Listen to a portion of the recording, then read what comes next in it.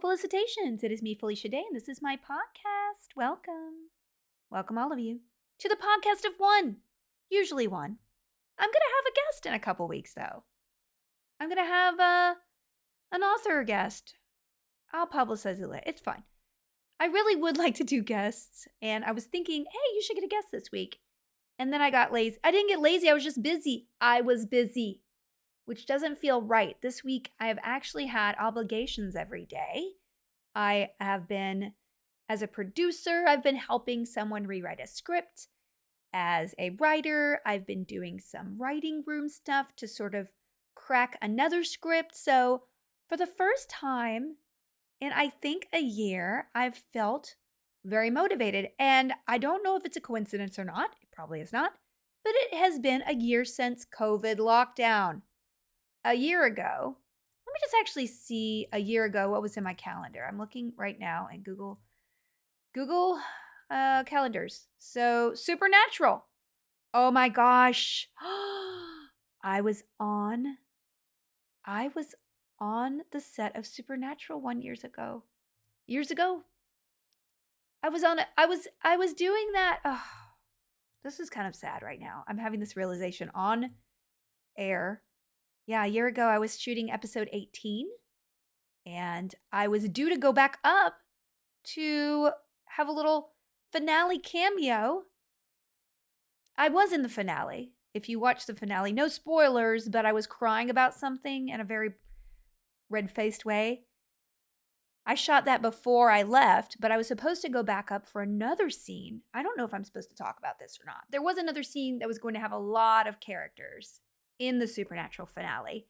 And we'd all planned on going back up to shoot the scene and then having the Supernatural wrap party the next day. So we were going to shoot on Friday, all of us, and then Saturday was the wrap party. And the production was so nice, they were going to keep all of us up there to be able to enjoy the wrap party the next day before going home on Sunday. And I was so excited about it. I actually, on my one day off during shooting 18, I went to a department store and I got a beautiful shiny purple dress to wear specifically for that, which, by the way, I put on the other day because my daughter wanted me to do tea party dress up. It was a little tight, but it looked really pretty on, and I'd forgotten that I bought it, and it made me really sad inside. Really super sad. Not because, well, yeah, for a lot of reasons. For reasons because I love the show, for reasons I loved working, and I have not worked as an actor since in a year. For reasons of going to Vancouver to work, and because of COVID, that's probably not very possible. And I don't have an acting agent right now. And every time I think about doing it, I kind of shy away from it. And I'm still confused about what I want in life. And I don't want to commit to something. So I'm having commitment issues. But let's not talk about that. Let's just talk about a year of COVID. What happened in your last year that you can say is a positive thing? Because I think if we could look at a year of our life and only see resentment and fear and being upset and being robbed of the experiences we feel like we earned or were owed or just wanted to do.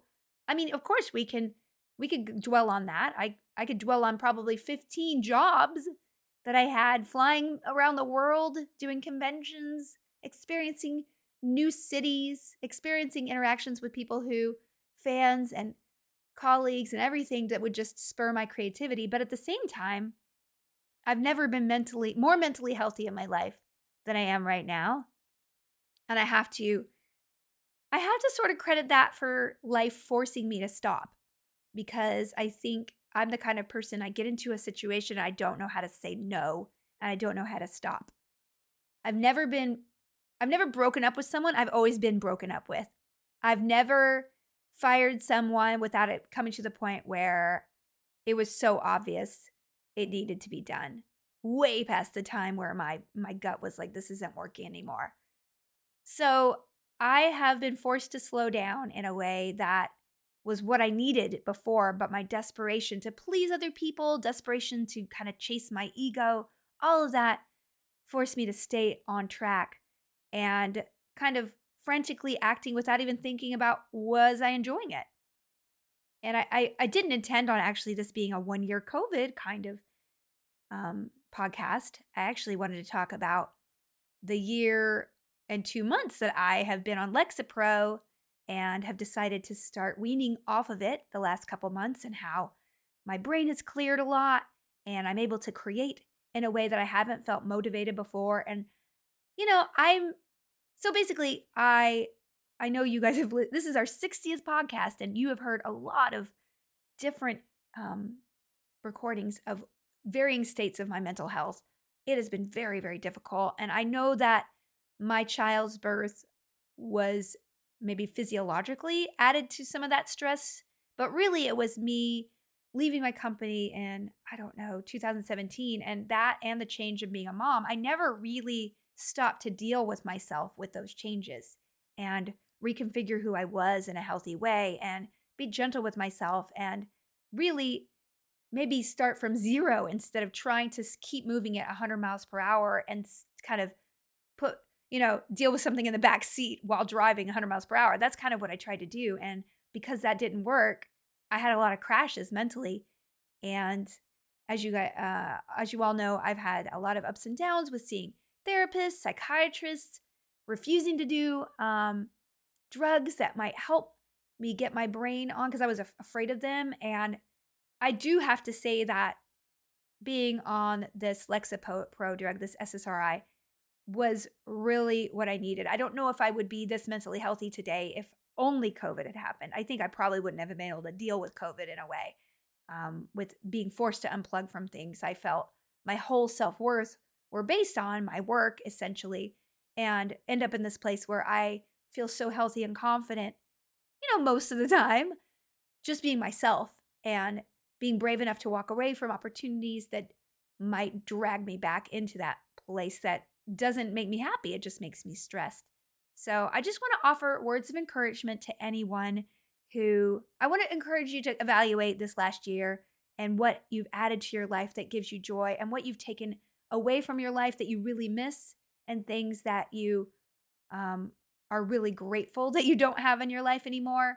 And maybe, learn a little bit about yourself and where you want to go in life from that experience, because we don't often have huge trauma like this as a collective. We often have a death in the family, a divorce, graduation. These kind of turning points in our life are really valuable in pushing us forward and learning the boundaries of who we are, but we don't want to do them. They're all reluctant.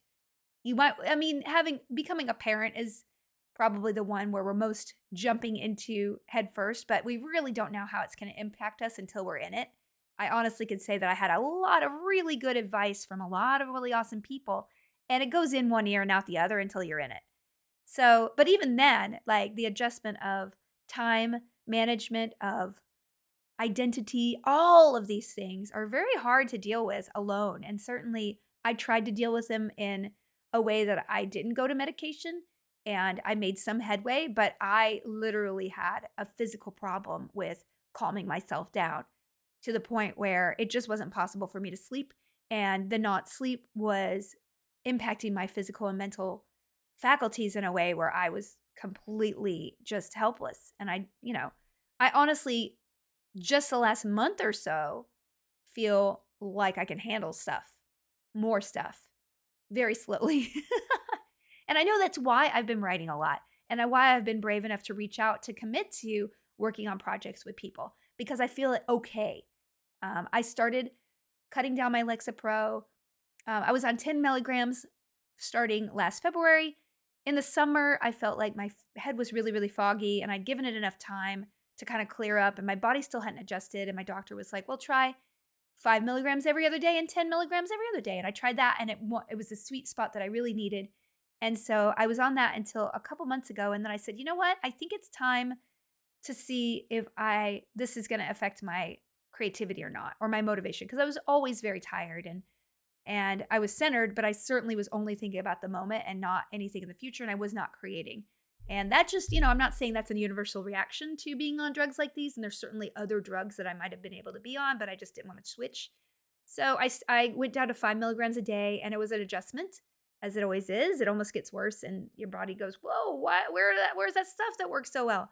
And then now, since I've been on 5 milligrams and adjusted, I've been so much more positive and so much more motivated but not in a manic sort of frantic way, in a way where I feel excited to work and I feel like the stories I want to tell are something I want to get out there. So I just want to urge all of you to listen to your body. Don't act too quickly. You have to give medication and time to work, but don't feel like you're helpless and don't like you're alone, because you're not. There are people out there who want to help you. There are family and friends who can be there for you. There are therapists who can give you an ear and help you work out problems through talk and cognitive behavior therapy and all these other things, hypnosis. I've done it all.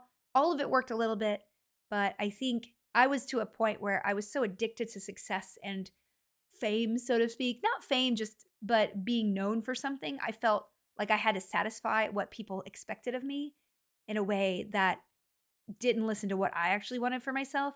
And I know that this is not the most relatable thing for a lot of you guys, but I'm sure that we all adopt roles in our lives where we feel like we owe people things, and we owe people our labor. We owe people our creativity or our efforts, and we can't unplug from it, even though we know it's making upset.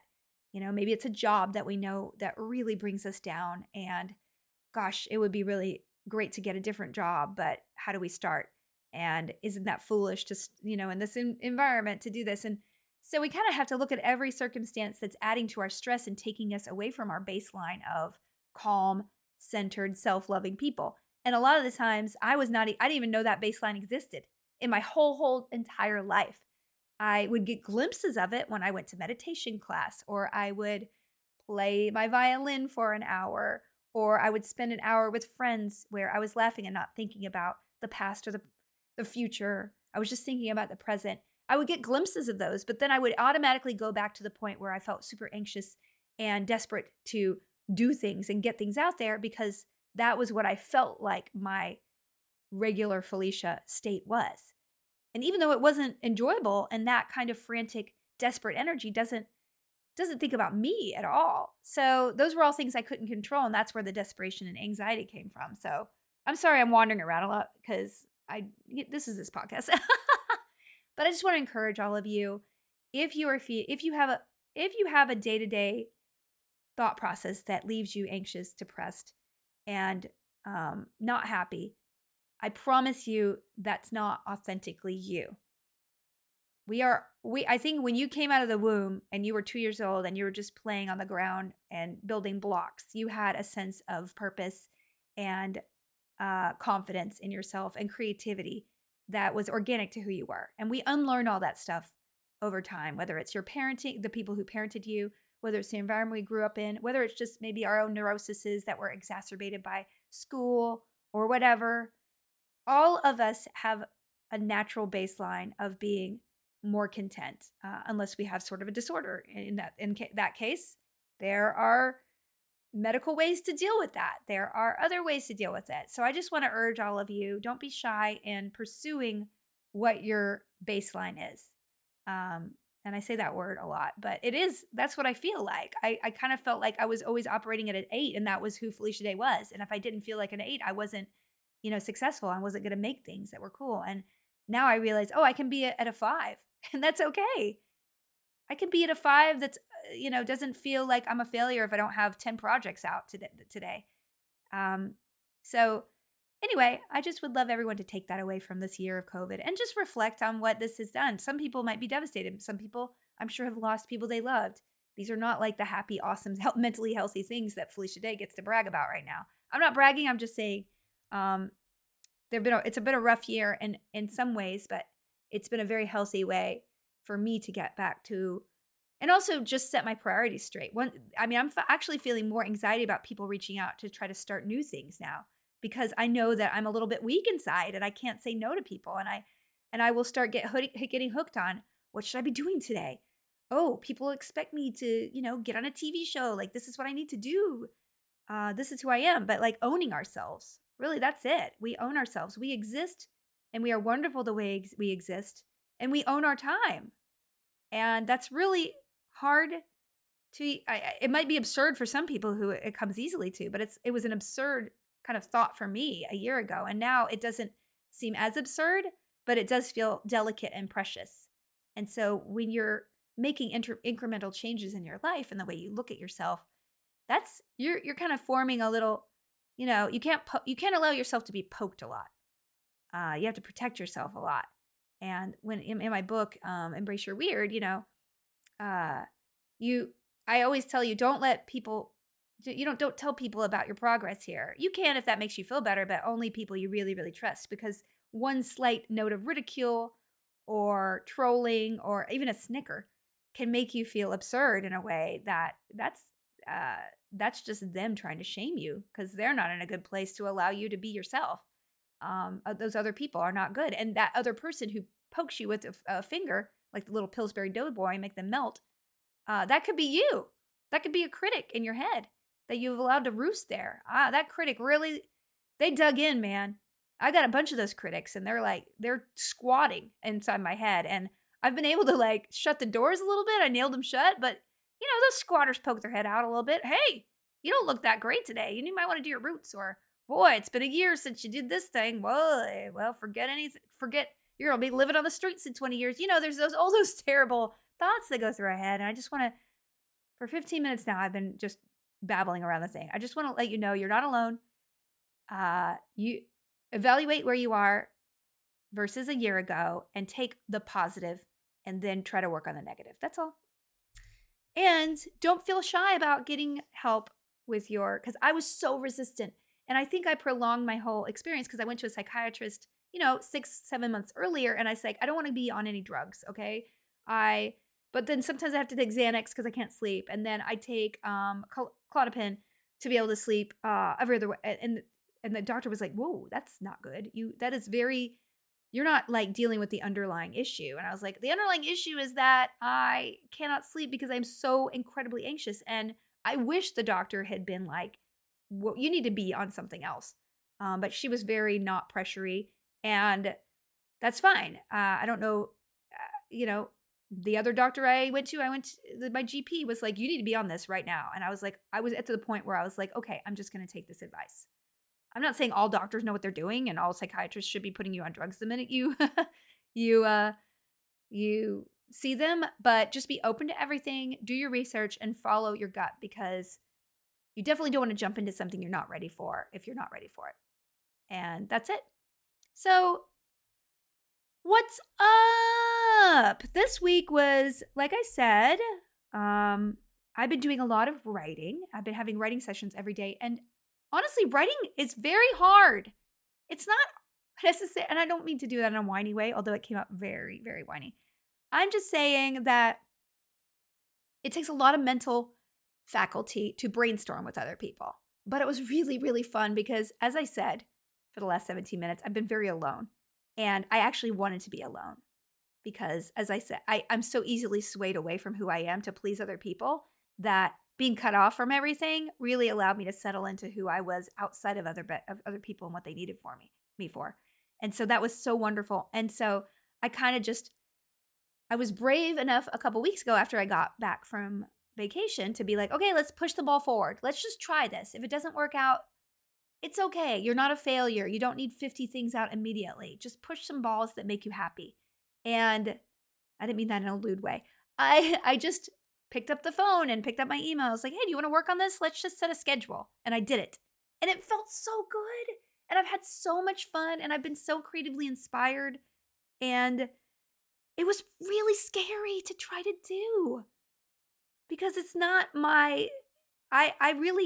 I almost want to be in a hole for the rest of my life because I'm getting to know myself in a really much healthier way. And I didn't know how I would react because before I would just give myself up in the face of other people's opinions. But this time I felt like, oh, okay, I take that into account, but my vision for this is a little bit different. And so I felt like I've gotten my soul back in a sense, writing wise.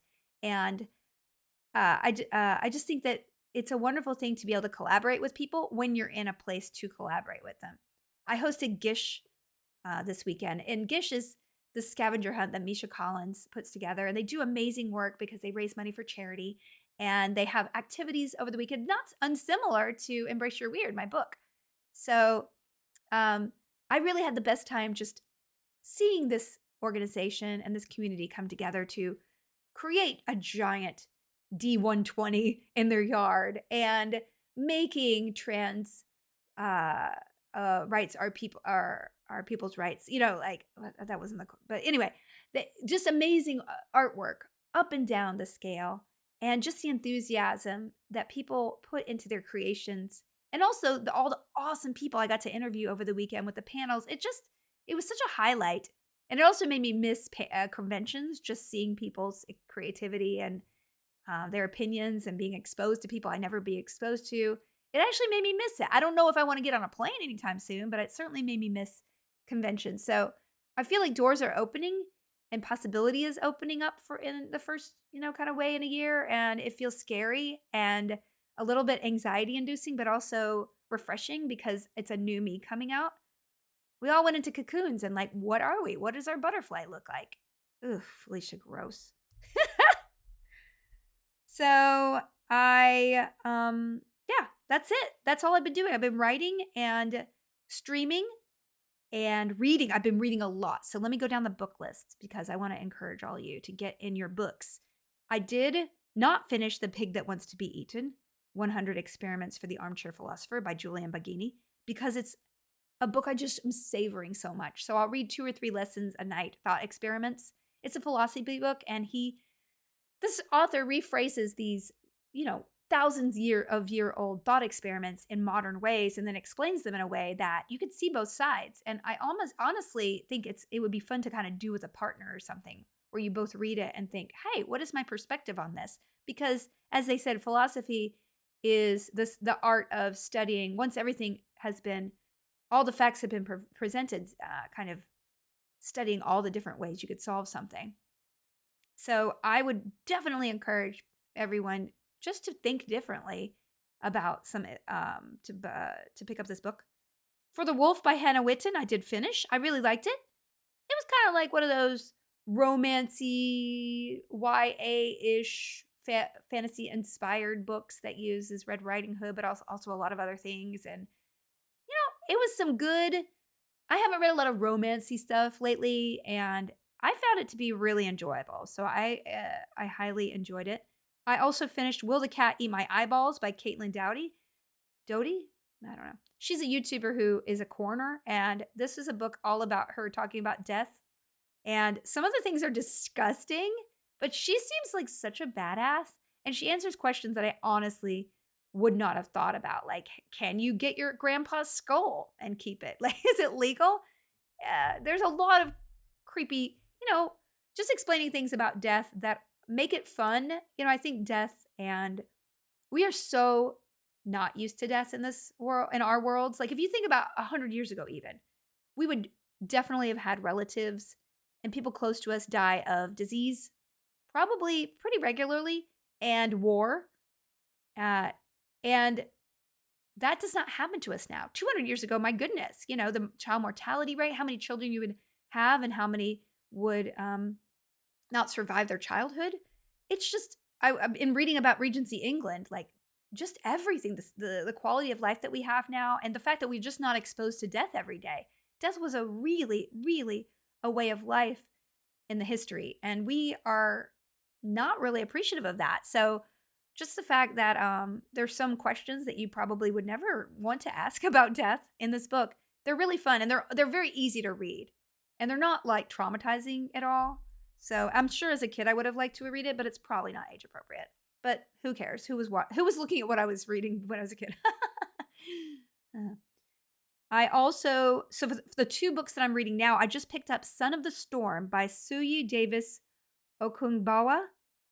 So these, and just full transparency, For the Wolf and Son of the Storm were both sent to me by Orbit publishers. I get a lot of free copies of books, so I don't always read those. I don't read every single one, but these 2 kind of caught my eye, and boy, oh boy, did Son of the Storm catch me. So the author is from Africa, but he also lives in Arizona, and this is a fantasy interpretation of, drawing upon some African historical. Oh, y'all, it's going to be my new thing. I just read the intro last night, and I was like, I want to stay up and read more. It's so well written, and it's like this thick, beautiful fantasy, and just such a good writer. So I'm really thrilled to read this, and it's a very thick book, so it might be the only book I get through to the next 2 weeks, and that's okay. I also have queued up behind that What Big Teeth by Rose Szabo. Szabo? They are a non-binary writer, and it is seems to be a kind of an urban fantasy novel with a wonderful cover of like this beautiful blonde with sort of a zombie face coming out. I picked it up only because of the cover when I went to the bookstore, so we'll see. But the author seems really cool, and it looks like it's up my alley. So those are the 2 books that I'll be reading the next 2 weeks. And I'll still be reading The Pig That Wants to Be Eaten, but I won't mention it again. But I will tell you that, again, for the second week in a row, it is definitely a go-to for me for thought-provoking stuff. I watched the Wandavision finale. Oh, it's so good. It's so good. Now, here's a really personal story about Jack Schaefer, who actually, sorry, the garbage truck is here. Jack Schaefer, who was the showrunner for this, for WandaVision, she had a script about 8 years ago that I read about a baby shower and an alien invasion mixed up. And I read it and I wanted to do it so badly. And I called her and I wanted to option it. And she said she'd be open to it. And I wanted Legendary to option it so badly, but they didn't want it in the big budget division. And the small budget division, she chose to go with a bigger producer with it to do it as. And then like I think Anne Hathaway optioned the script. So I was like, oh yeah, probably a good move. But she's such a good writer.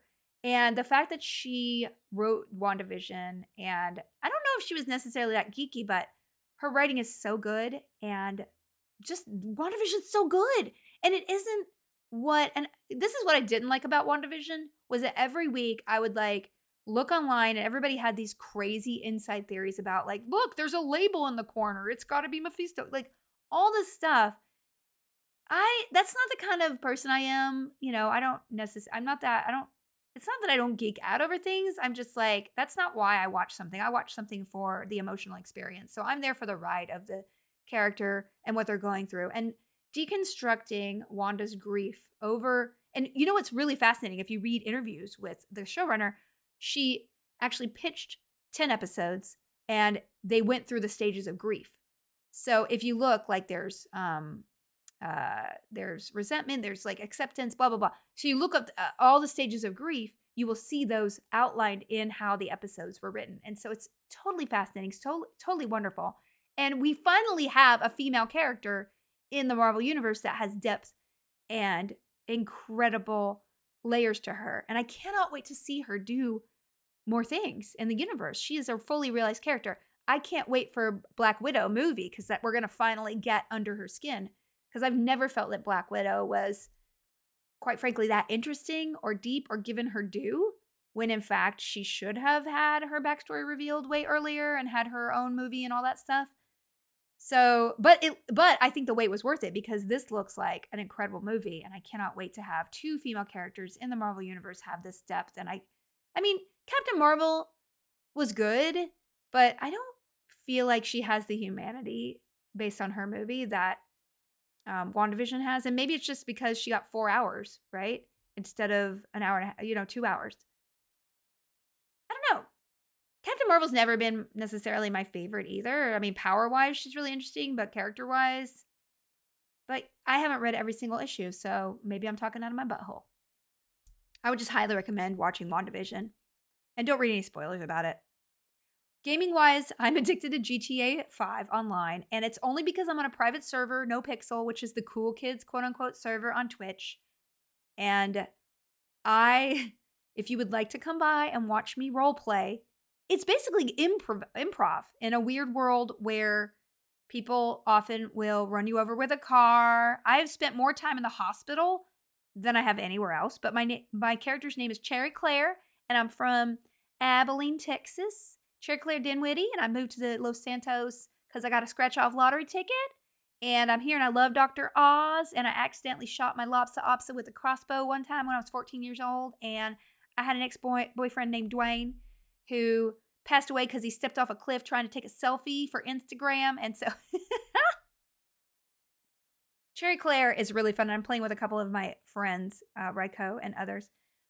So, anyway, whatever. It's It's all good. So come and watch me play. It certainly isn't something I thought I would like, but it is so fun. And I love improv. I used to do improv weekly for years and years and years. So this kind of scratches that itch.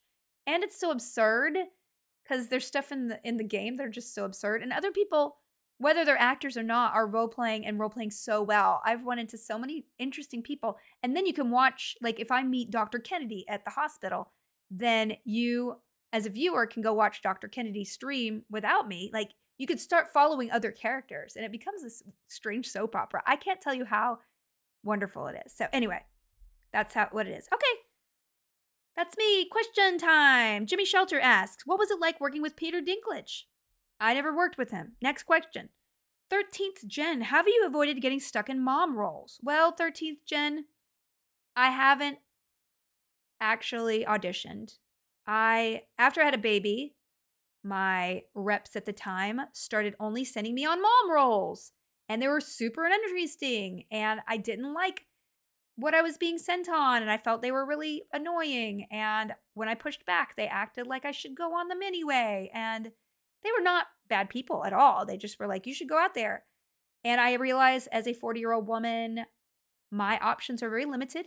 And women my age are not the star of anything. And if they are, they're famous people who have been working for, since they were 10. So I certainly am not excited to go back and audition for mom roles. And where are the quirky aunt roles? I'm not sure they're out there. So that's kind of why I probably don't have an agent. I mean, am I ever going to play a character as cool as Charlie again? Probably not, because people don't write women. Even though at my age, I feel like I'm cool. Where's the characters who are like me in real life on screen for women who are my age? They're not out there. You become a mom or a judge or a lawyer or a DA, and that's pretty much it, right? So I'm not saying that, but also moms are interesting. Where are the mom roles that are cool? That's my question, because I know a hell of a lot of cool moms who do board game nights, who, do barrel racing, who raise llamas. There are a lot of really interesting women out there, and for some reason, those quirky moms who have interests like that are discarded in media because, quite frankly, men are writing those parts, and those quirky things are only used as window dressing to make women interesting and have them be attracted to them, right? It's all conditional. I don't mean to get on my feminist soapbox, but it certainly is limiting, I'll tell you that, to be an actress of my age and know full well. I've seen this for 10 years, once you're past 29, your roles go down, down, down, down, down. So I'm hoping it's improving. And I certainly do. I've been getting the itch. Actually, GTA 5 has been like, you know what? You really miss acting. I'd really love to act with someone. So I'm sure in the next month or so, after I get some of my writing projects over the hump, I will, just strike out and be open to auditioning. But it's hard. It's hard, you guys. It's almost like I don't want to go back to the drug that is World of Warcraft. I don't want to go back to the drug that is getting rejected all the time and wanting people to like me and doing anything for them to like me. I don't want to go back to the drug of checking Twitter every single minute. And honestly, since unplugging for Twitter over the holiday, my vacation, I haven't really wanted to be there. Yeah, it's just a lot of self-promotion and people talking about politics, but in a way that it doesn't help anybody to be outraged about this person. What are we actually doing? We're just kind of screaming into a barrel that we all scream into and nothing ever happens. So, I don't know. All right, next question. Maddie asks, what's your favorite tea? Maddie, good question. My favorite tea. Okay, my friend Jewel State has a tea company, and they send me tea every month, and I get 3 different teas every month. It's called tearunners.com. If you want to get somebody a gift, this is literally the best gift. Get them 3 or 6 months of this tea. You will experience so many different teas. You can just specify whether you want green or herbal or black, or if you can have a mix of all of them. You can do anything. And it is truly the highlight of the mail. So I would say Tea Runners is my favorite, but I don't have necessarily a favorite. I just love the variety and being introduced to new tastes because I do love tea. My favorite tea taste is a tea from Mariage Frères. It is a French. And I'm going to read something pretentious, but you're just going to have to go with it. It's a very famous tea company in Paris. It was established in 1854. They have a beautiful place where you can go and get tea in person. Just several locations, actually. There's one in London as well I went to, and there's a little tea shop there if they're open. So my favorite tea is Bel Ami. It's black tea with flowers and vanilla. A tribute to friendship, love, and beauty, this voluptuous tea is named after Maupassant's novel Belle Amie, set in the 19th century Paris.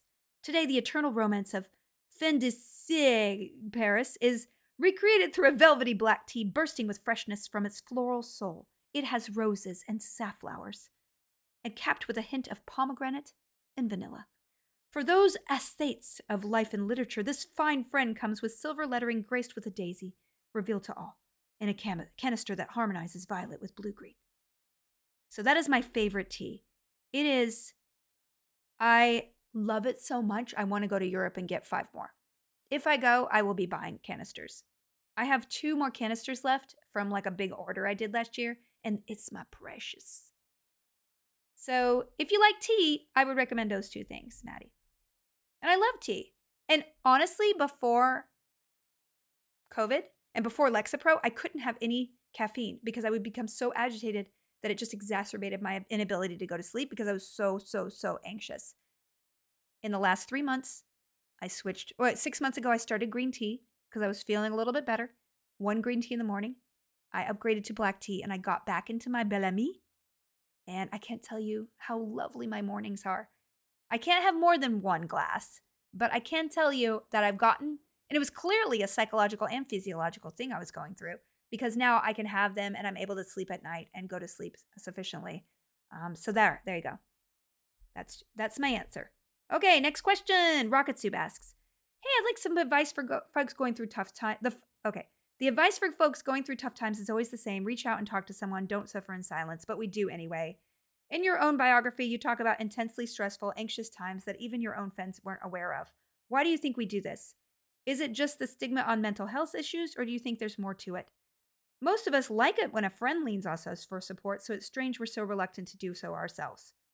Follow-up question, how are you? Thanks, Rocket Soup. I already talked about that for 20 minutes. I'm fine. I totally get it. I think that part of it is not being aware of how much in pain and in distress we are. And part of it is also not understanding that mental health is as urgent to be taken care of as physical health. You know, if you're stabbed in the abdomen, you're going to get it fixed. If your toe feels numb, you're going to get it fixed. If you have blood coming out of an orifice, you're probably going to go get it fixed. If you are so anxious that you can't sleep at night and you have a pit in your stomach that literally can't be filled, you're probably just thinking, don't overreact. Don't talk to a friend about, you're thinking, oh, you're at it again. So we have this combination of self-punishment, negation, and complete unawareness. Because like I said, I talked about this for 15 minutes before, 17 minutes. There is a baseline that we get away from. And when our brain gets away from a baseline, we're adapting to everything. Our brain is so wonderfully adaptable. So your brain will adapt to being so incredibly stressed that you can't sleep in a way that it'll put up with it. It'll just get you through. Dealing with bouts of depression that you just are like, oh, I guess I'm just really low today. There's nothing that I'm just feeling low. Like, you don't really look at it as a problem to be solved. You just kind of accept it as who you are, because it's very hard to separate our emotions from reality. Because when you're feeling something, it's so hard to know that's not reality. Maybe. Because we get fooled. So I think it's awareness and lack of taking it seriously, but not seriously, but lack of kind of knowing how to take it seriously or being taught to take it seriously. And then also not wanting to admit things that people might, because there is a stigma around mental illness that you can't fix it. So therefore you are immediately broken for the rest of your life, right? I mean, if you have somebody who I've been battling cancer for 10 years, you're going to be like, whoa, you're incredible. If you meet somebody who said, I've been battling manic depression for 10 years, you're going to be like, oh, I won't let you watch my cat because we don't know when you're going to, you have this stigma of like, oh, okay, you're not dependable. And I think this is really devastating and very damaging because we do have methods of living with a mental illness. Just like if you were battling cancer, sometimes it might flare up and then you have to deal with it. Exactly like you have a long-term health issue, and you have to deal with it. That is something that you should never be ashamed of, and you should be proactive in dealing with. But again, like mental illness is not something that we talk about a lot. And a lot of people use it as sort of I see a lot of celebrification of mental illnesses, like, oh, I was feeling really down about myself. Not to shame anybody's journey, but there is sort of like, once we start bandying words and issues around in a superficial way, it becomes unreal to us. So I think it's great to have visibility, but it's also not only to share the ups of getting over, quote unquote, something. I was depressed. I think, if people were more accessible when they're in the middle of something, that's when we really can be relatable, right? So anyway, I would just urge you to get your baseline. That's my new thing. It's my new catchphrase. But if you can mentally, and I think this is in my book as well, you want to be able to uncover the true you. And the true you is not at a 9 on the anxious scale. That is not you. Your anxiety is a friend inside of you who thinks they're helping.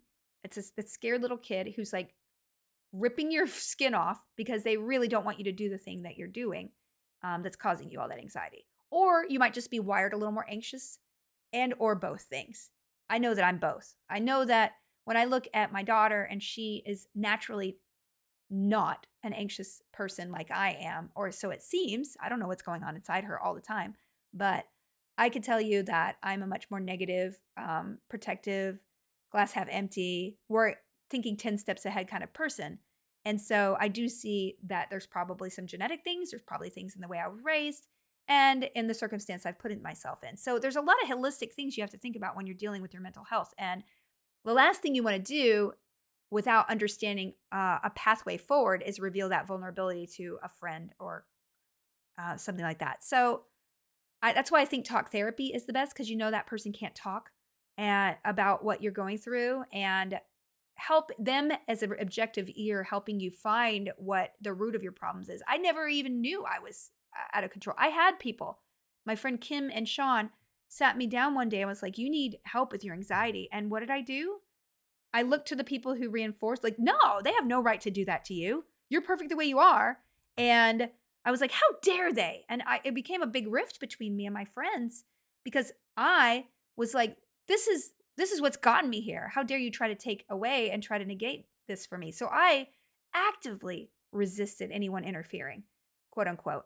When in fact, if I had just tackled my anxiety earlier and taught it, but I was not mentally in a place, because if you're mentally fogged, right? So I didn't have the ability to look at myself and stop and realize, oh, I was in an unhealthy place, because your brain is wrapped up in what your brain's wrapped up in.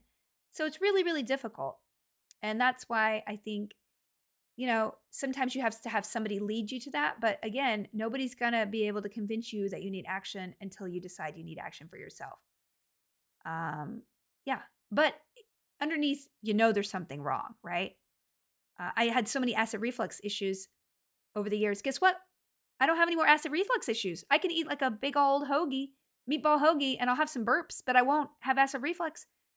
I will have acid reflux if I have like onion rings. There are a couple things that will. So I had that, but it's not nearly what it was. It was perpetual. And so over the years, when I was treating my acid reflux, I wasn't treating what actually was causing the acid reflux. And it wasn't until another doctor that I went to was like, well, there's underlying issues. I can't treat any of these things until we get to the base of what's really the problem here. And the problem was anxiety and hormonal imbalances and all these things. So I'm talking a lot. I'm going to stop. Okay. One more question. I wish you all the luck, Rocket. You're a wonderful person, and a lot of people care about you online, and you just care about a lot of people too. And I want to give you strength and let you know that there are a lot of people who are willing to hear you, and I'm glad to answer your question. Last question, just for fun. Alley Cat asks, what canceled or finished show would you like to star in if there was a reboot? Dharma and Greg. I really love Dharma and Greg, and I watched an episode. I did a podcast a couple years ago, and some of the Dharma and Greg members were there, the cast members, and I was so intimidated. And I just love that show. And it was very before its time. They were making fun of yoga in a way that's like, why? And they were making fun of things now, like organic fruit and stuff that was so woo-woo back in like the 90s. And guess what? Like most of this is just standard issue now. So I wonder what would be the equivalent of Dharma and Greg. Can we even go weird enough? I don't know. All right. Well, thanks a lot, y'all. I really appreciate all of you. Next week will be a newsletter and a new Undressing Bridgerton. Please subscribe to that podcast too. We are nearing the end of the Bridgerton. I don't know what'll happen afterwards, but if you're watching Bridgerton, we are a must hear. And that's it. All right. Have a good one. Thanks for all the questions. Bye. Oh, thanks, Sean. Send a looky look for being an editor. Okay, thank you. Bye. Not editor, but mod. You know what I'm saying. Bye.